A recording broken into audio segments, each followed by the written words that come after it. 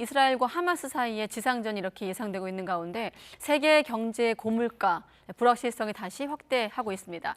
산유국인 이란이 참전을 하고 이번 사태가 길어질 경우 국제유가가 1배럴에 최고 150달러까지 오를 수 있다는 전망도 나오고 있는데요. 국제유가는 물가를 자극하고 또 물가는 금리 정책으로 연결됩니다. 오늘은 이인철 참 좋은 경제연구소 소장과 함께 경제 진단해 보겠습니다. 안녕하십니까? 네.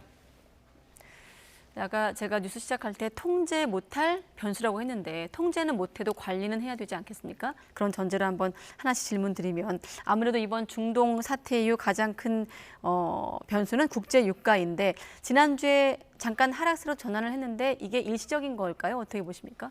저는 뭐 일시적이라고 보는 게 맞을 것 같아요. 네. 왜냐하면 주간 기준 14주 만에 소폭 하락세로 돌아섰는데 네. 아마 주유소 가보시게 되면 체감하실 겁니다.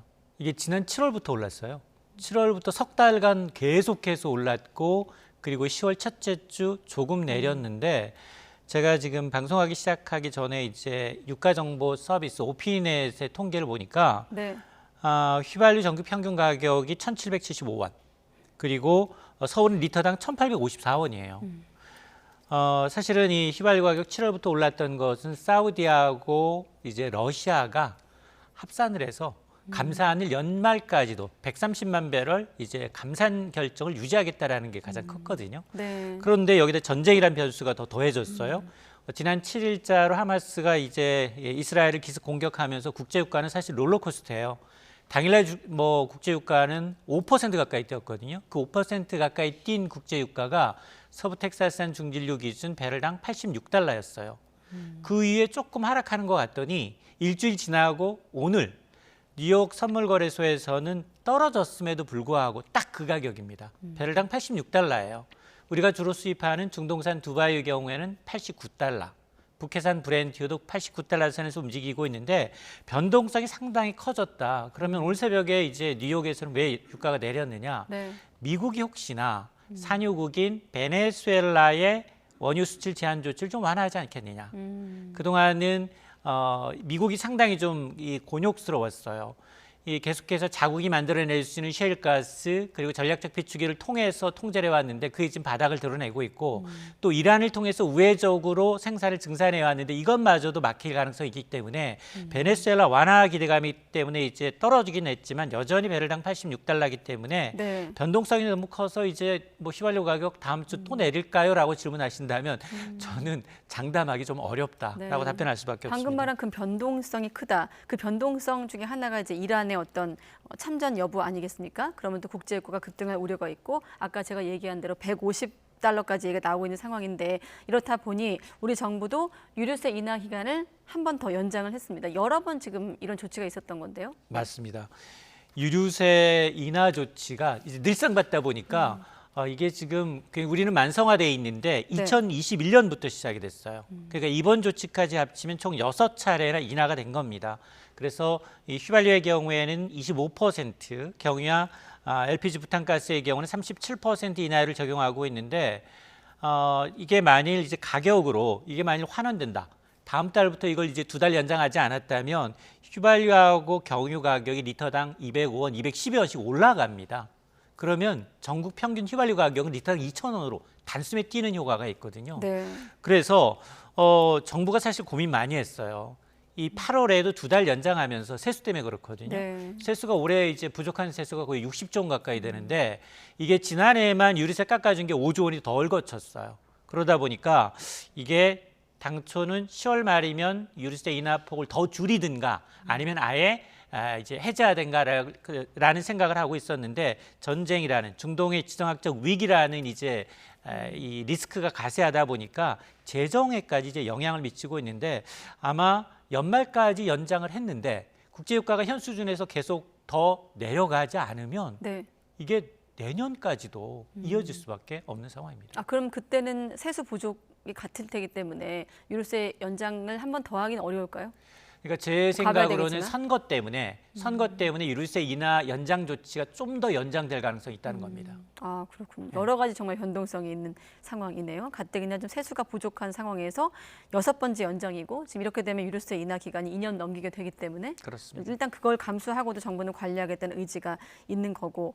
자, 유가가 오르면 뭐 여러 번 YTN 보도로도 확인하셨겠습니다. 뭐 원재료값이 오르고 소비자 물가로도 이어집니다. 자, 불안 요인이 겹치다 보니 애초 전망이었던 2%는커녕 이 10월에 3%도 좀 방어하기 어렵다 이런 좀 전망이 나오고 있는데 어떻게 좀 보고 계십니까? 맞습니다.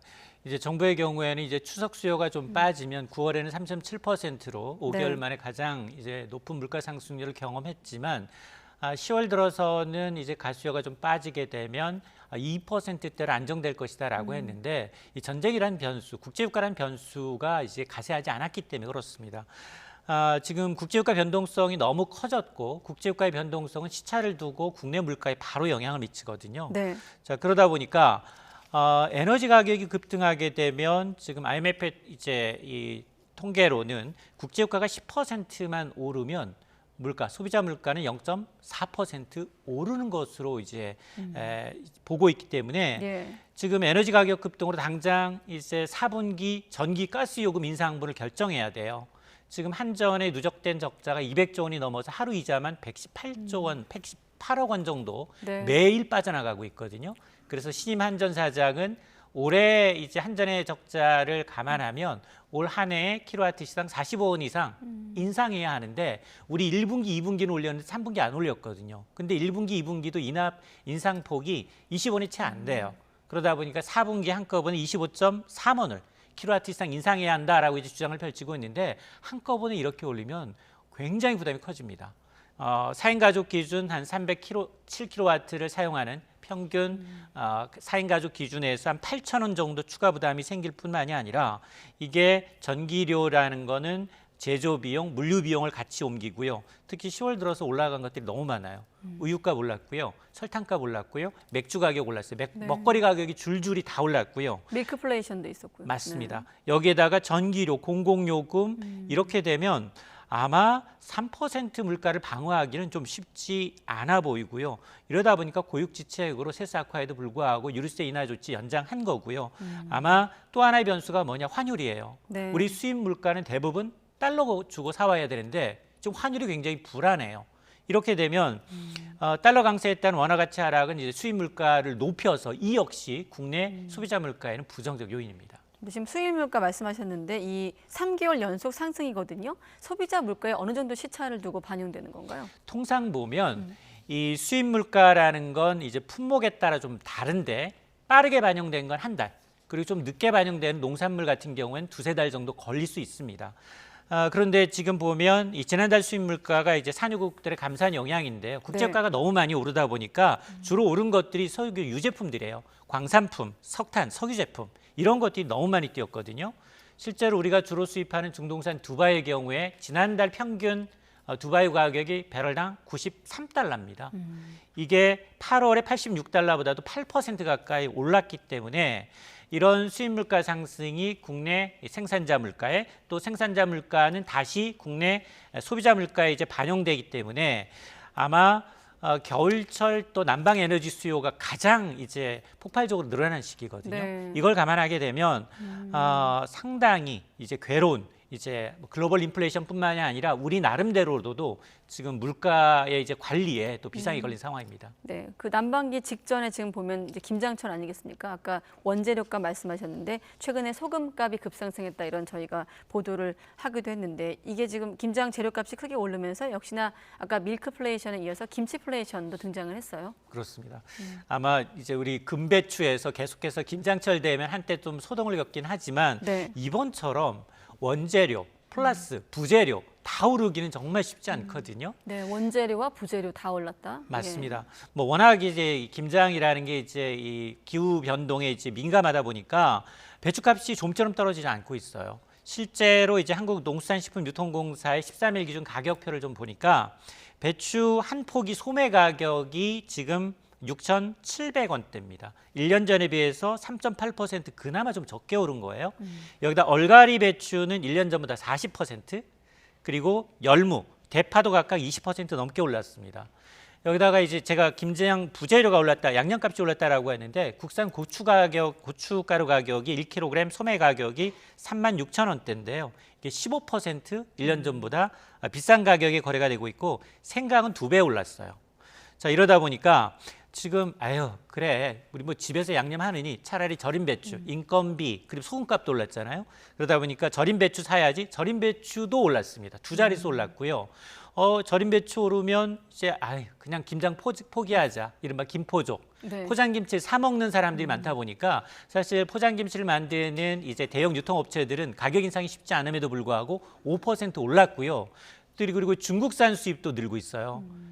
중국산 알몸 김치 파동으로 인해서 수입이 계속 줄었거든요. 그런데 지금 올 상반기에만 중국산 이 김치 수입량이 8% 가까이 늘었습니다. 아, 그렇군요. 그래서 정부도 이렇게 고물가 위험도가 높아지니까 배추를 좀 집중 공급하겠다 하면서 2,200톤인가요? 그런 공급책도 내놨고 또 천일염 같은 경우도 50% 할인 판매하겠다. 여러 가지 좀 고육지책이 나오고 있는데 실효성이 있을까요? 그렇습니다. 사실은 물가라는 게 이 전체적인 458개 품목을 1년 전 가격과 비교한 것이기 때문에 네. 우리가 주로 많이 이제 먹는 생필품 물가는 144개밖에 안 돼요. 근데 지난달에도 3.7이 아니라 4.4%였어요. 그러니까 일반 관리하고 있는 물가의 2배 정도 수준이어서 저는 아마 이번 물가가 우유, 설탕, 소금 전부 기초 원자재발 먹거리인데도 불구하고 비중은 네. 높지 않거든요. 그러니까 이번 대책이 얼마나 실효성이 있을지 좀 지켜봐야 될 텐데 어쨌든 정부는 이번 주부터 2주 동안 배추 한 2,200톤 집중 공급하고요.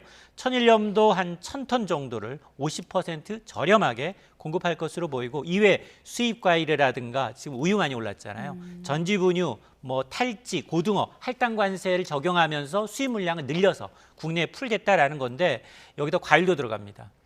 우리 그 사과 파동 났었는데 배추, 대파, 사과 가격이 불안정한 12개 품목은 일단은 이제 19일 내일 모레부터 최대 30%가량 이제 할인 판매한다라고 하니까 아마 이제 농수산 이제 재래시장이나 아니면 이제 마트를 방문하시게 되면 꼭 확인하시고 구매를 하시면 좋겠습니다. 네, 이제 고물가 상황에서 가게 입장에선 지갑을 닫게 되는데 또 그중에 요인 중에 하나가 고물가 상황에서 고금리도 또 영향이 있지 않습니까? 그다음에 이자 비용이 늘다 보니 실질 소득이 줄어들면서 가게가 지갑을 닫는 좀 영향도 있는 건데 바로 담보대출 얘기로 넘어가겠습니다.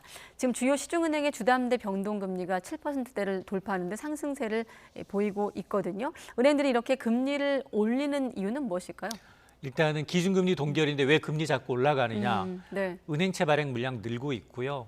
은행들이 직접 자금을 구하기 위해서 그리고 1년 전 고금리 이제 예치했던 것들이 이제 만기가 돌아오다 보니까 그걸 재예치하기 위해서 예금 금리를 조금씩 올리고 있어요. 예금 금리 올리면 이게 다시 부메랑이 돼서 대출 금리 상승으로 올라오거든요. 그래서 어제 발표됐던 코픽스 금리 8개 시중은행의 시중 자본 조달 평균 금리인데 이게 0.16%포인트 올랐습니다. 네. 그래서 오늘자부터 각 이제 시중은행의 주택담보대출 변동금리를 봤더니 하단이 4.17%, 상단이 7.12%예요. 그러니까 7% 초반을 넘어선 겁니다. 이렇게 되면 아마 지금 아무리 이제 하느니 이제 매파적 동결로 해서 이번 달 그리고 추가로 이제 한 번 더 이제 금통위가 있기 때문에 동결한다 하더라도 네. 대출 금리는 계속 올라갈 수밖에 없는 상황이거든요. 여기다 이제 한전채가 더 늘어가면서 채권 시장 교란도 우려가 되는 상황이기 때문에 지금 변동금리뿐 아니라 그리고 신용대출 금리의 기준이 되는 6개월 은행채 6개월물도 오르고 있고 또 이제 은행채 5년물 이제 이거는 고정형, 혼합형 금리의 기준이 되는 은행채 5년물도 오르고 있기 때문에 아마 대출자들의 이자 부담은 정말 신압으로 올라갈 것으로 보입니다. 그래서 고난의 겨울이다 이렇게 좀 제목이 있더라고요. 자, 오늘 경제 이슈는 이인철 소장과 함께 진단해봤습니다. 고맙습니다.